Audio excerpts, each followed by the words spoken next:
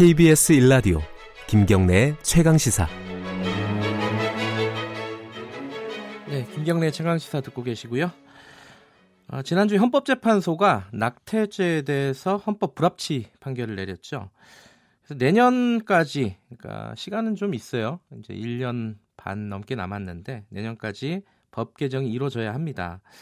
그런데 실제로 현실에서는 이 법 개정이 어떻게 이루어져야 되는지, 여러 가지 규정이나 규칙들은 어떻게 바꿔야 되는지 복잡한 문제들이 많이 있습니다. 산부인과 의사회 김재현 법제이사 연결해서 관련 얘기 나눠보겠습니다. 안녕하세요. 안녕하세요. 네. 반갑습니다. 네네. 산부인과 의사 김재현입니다. 산부인과 의사회는 이 헌법재판소 판결에 대한 입장은 뭐죠? 기본적으로는? 대한산부인과 의사의 공식적인 입장은 헌재 결정에 대해서 네. 단순 이혼이 아닌 불합치가 나온 것에 대해서 아쉬움도 있지만 네. 대체로 의사들을 올감했던 처벌 규정이 사실상 사라진다는 점에 대해서 법 개정에 대한 기대감을 갖고 있습니다. 예. 근데 이게 지금 헌법재판소에서 얘기한 거는 22주를 기준으로 얘기를 하지 않았습니까? 그죠? 예. 근데 이게 실제로 산부인과 그 의료계에서는 어느 정도 선에서 이 낙태가 가능하다, 뭐 이런 논의들이 이루어지고 있습니까? 의료계에서 주도적으로 어느 주수까지 이렇게 이끌어가야 한다는 것에 대해서 딱히 정해진 바는 없고요. 예. 기본적으로 헌법재판소의 판결에 대한 원칙을 존중하는 그런 입법이 국회에서 이루어질 것으로 예상되기 때문에 예.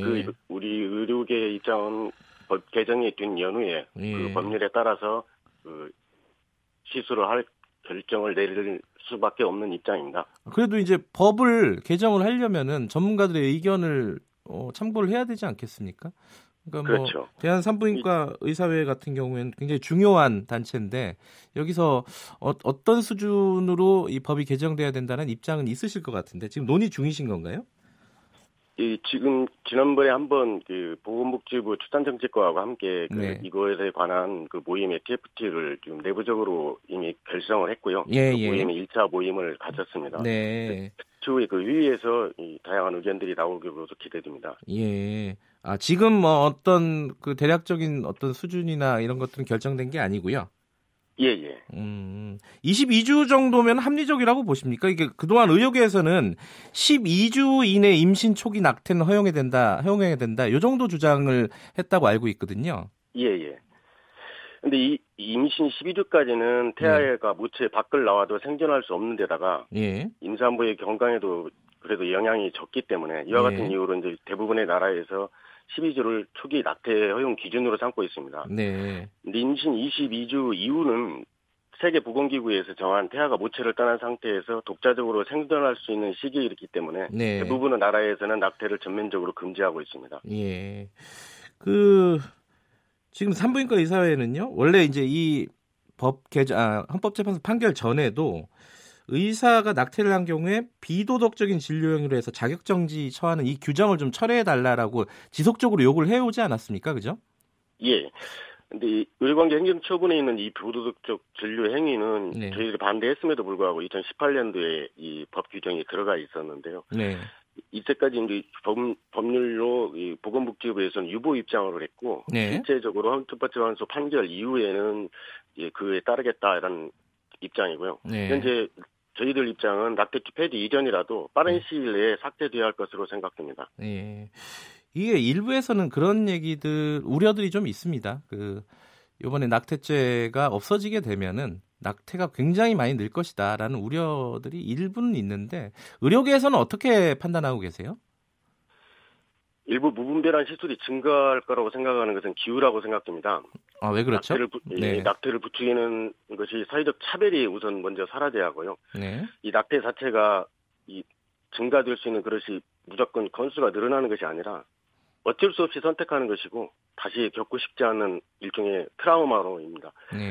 그런 생각은 지나친 우려라고 생각됩니다. 실제 무분별한 낙태 수술을 막기 위한 장치로서는 이제 많은 것이 예상될 수 있는데요. 일본에서는 모체보호법에서 인공임신 중절 수술에 관한 일체 업무를 국가로부터 유인받아서 그 산부인과 의사회에서 교육도 하고 그다음에 수술 관련 자료를 또 그 결과에 대해서 국가에 보고하는 의무를 가지고 있고요. 네. 또 독일의 경우에서 낙태를 허용한 다음에 오히려 낙태가 많이 줄었습니다. 아, 그래요? 이 이유는 낙태 합법화라는 이 정책만 가지고 이루어진 것은 아니고 예. 이 결혼 후에 비혼이든지 기혼이든지 포용적 가정 정책, 이 출산에 대한 포용적 가정 정책과 남녀 일 가정 양립을 위한 취업 가족 생활에 대한 균형을 맞추려는 가족 정책의 전환기적인 시도들이 많이 있었기 때문에 낙태가 많이 감소될 수 있었습니다. 쉽게 말하면 뭐 애 키우기 좀 좋은 환경을 만드는 게 더 중요하다 이런 말씀이신 거네요? 예, 그렇습니다. 예. 지금 그럼 나중에 이제 이 낙태가 허용이 되게 되면요, 법이 개정이 돼서 이게 그럼 건강보험에 적용을 받게 되는 건가요? 어떻게 정리가 됩니까, 이거는? 이 건강보험은 현재도 이 허용되고 있는 그 강간, 친족 임신, 유전 질환 등은 건강보험으로 현재 수술을 할 수 있습니다. 예. 인공임신 중절수술 현재 수가가 8주 이내가 의원급 기준으로 92,590원이고 예. 8주에서 12주까지가 115,800원입니다. 근데 이 경우는 실제적으로 너무 비용이 저수가이다 보니까 의원급에서는 실제 이 수술을 시행한 사례가 거의 없습니다. 근데 건강보험을 적용을 한다고 할지라도 이 수가가 현실을 반영한 수가로 개정되지 않는다면 실제적으로 건강보험이 허용되는 것만으로 문제를 해결할 수는 없고요. 또 이 낙태라는 문제는 사회 경제적 사유가 과연 건강보험의 보장 범위가 근본적으로 질병이라는 데 제한되어 있는데 이걸 질병으로 볼 수 있느냐는 문제도 상당히 사회적 합의가 좀 필요한다고 생각합니다. 아, 이건 좀 논의가 더 필요한 부분이군요. 예. 근데 그동안에는 이게 그 낙태가 불법이지 않았습니까? 그죠? 예. 불법인 상황에서 그 산부인과 의사들은 낙태가 꼭 필요한 분들이 오게 되면은 그 불법을 감수하고 처벌의 위험을 감수하고 수술을 했던 건가요? 어떻게 된 건가요? 지금까지는? 그렇죠. 처벌의 위험을 감수하고 수술을 한 것이죠. 근데 그렇게 하다 보면은 어떤 뭐 예를 들어 의료상으로 좀 위험하거나 뭐 이런 경우들이 좀 있지 않았겠습니까? 이제 우리가 합법적인 것과 불법적인 경우에 상당히 문제가 크게 차이가 있는 것이 합법적인 경우라면 그 의료 시설이라든지 시술 과정이라든지 치료 처치 방법, 그는 후유증 관리 이런 부분들이 이 노출되면서 투명하게 관리가 되는데 만약 불법이다 보니까 그 후유증이라든지 자궁천공이라든지 장천공이라든지 방광천공 또 그 위에 폐혈증이라든지 여러 가지 합병증들에 대해서 발생을 했을 때 이것이 적절한 시기에 제대로 된 치료가 이루어지는 것이 좀 어려웠다고 봅니다. 예. 그런 부분들이 좀 개선이 될 것으로 예상이 되네요. 그래도. 예, 그렇죠. 이 합법화가 된다면 이 시스템에서 정확한 의료 시스템이 관리가 되면 훨씬 더 여성 건강이 지금보다는 훨씬 더 안전한 상태에서 수술할 수 있는 상태가 되리라고 생각됩니다. 일부 근데 그 우려가 되는 것 중에 하나가 또 일부 병원에서 이 낙태 수술을 좀 돈벌이로만 이용을 해가지고 적극적으로 막 하고 이러지 않을까라는 우려가 있어요. 이런 부분들을 좀 막을 수 있는 방법들도 생각하고 계신가요? 실제 그것도 좀 우려가 드는 부분들이 있기는 하지만요. 실제 만약 보험 급여가 된다든지 낙태 시술이 합법화가 된다면 그동안에 하지 않았던 병원들에 대해서도 이제 수술을 하기 시작할 것이고 수술 시행하는 의료기관 수가 급증하게 될 겁니다. 그렇게 된다면 또 병원급 그동안에 안 했던 병원급 의료기관까지 한다면 실제적으로 그 비용은 당연히 떨어질 수밖에 없고 비용뿐만 아니라 접근성에서도 훨씬 더 여성들이 접근하기 시술 받기가 훨씬 쉬워질 것으로 생각됩니다. 또 한 가지 논란이요. 지금 외국에서는 판매가 일부 되고 있는 걸로 알고 있는데 먹는 약태약이 있습니다. 그죠? 이 부분에 대해서 이걸 좀 허용하자라고 그 일부 약사회 쪽에서는 또 얘기를 하고 있어요. 의료계에서 산부인과 의사회에서는 입장이 어떻습니까? 일명 알료486이라 해서 미프진이라는 약이 현재 미프진. 인터넷에서 많이 판매가 돼서 이 적발 건수가 2015년도 12건에서 무려 18년도에는 1984건으로 160배나 증가됐습니다. 근데 이것이 사용됐다고 해서 객관적으로 우리가 저희들 의료계 입장에서 증거를 찾을 수는 없지만 실제 최근 들어서 건강보험 심사평가 자료를 보면 계류유산이 그 전부에 비해서 훨씬 더 많이 증가되고 있는 것을 유의하게 증가되고 있는 것을 알 수 있습니다. 이것이 이 약과 관련이 어느 정도 있는 것으로 생각되고요. 현재 이 약사위에서 주장하는 것과는 약간 차이가 있는 부분들이 있어서 지적하고 싶다면요. 예. 미프진은 7주 이내에만 복용하도록 권고되고 있습니다. 7주, 그는 49일로 돼 있고요. 예. 착상을 방지해서 유산을 유도하는 약인데요. 네.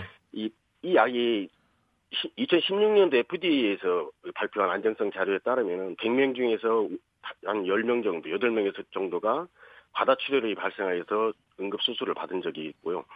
또 3일 지나서 16일까지도 계속 지속이 되고 한 달까지도 심지어는 출혈이 멈추지 않고 응급수술로 응급중절 수술을 실성한 사례도 많이 보고되고 있습니다. 네. 그렇다면 미프진을 허용할 경우에는 이 경우는 약사나 이쪽에서 판매하는 것보다는 의사의 진료와 처방을 전제로 하고 네. 더 훨씬 더 안전하게 가이드를 권고드리고 싶다면 병원 내에서 원내에서만 사용하는 것으로 해야 한다고 생각합니다. 지금 말씀하신 걸 보면은 부작용이 아까 100명 중에 8명 정도라고 하면 굉장히 높은 10%, 편이네요.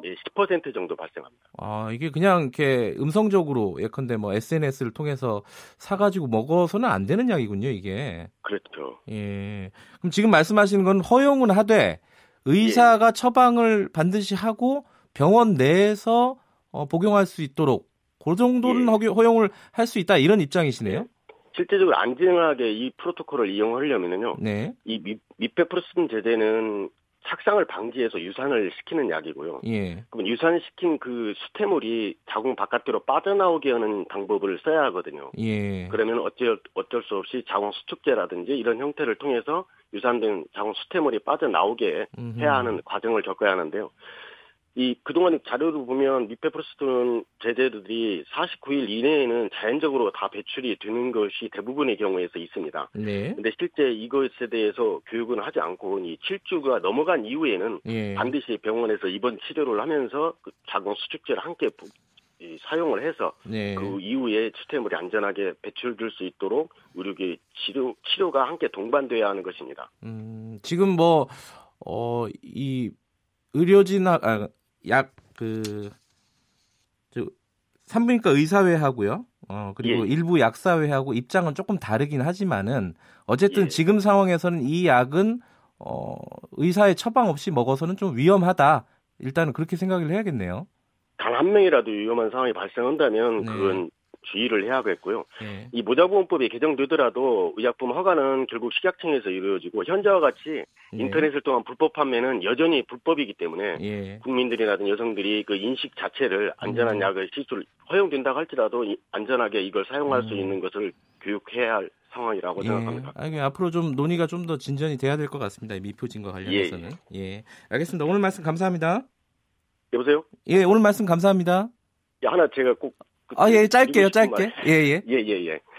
이제는 더 이상 낙태 문제를 처벌의 대상으로만 보지 말고 경제적 사유에 대해서도 낙태를 선택하지 않을 수 있도록 지원책을 마련해 줬으면 합니다.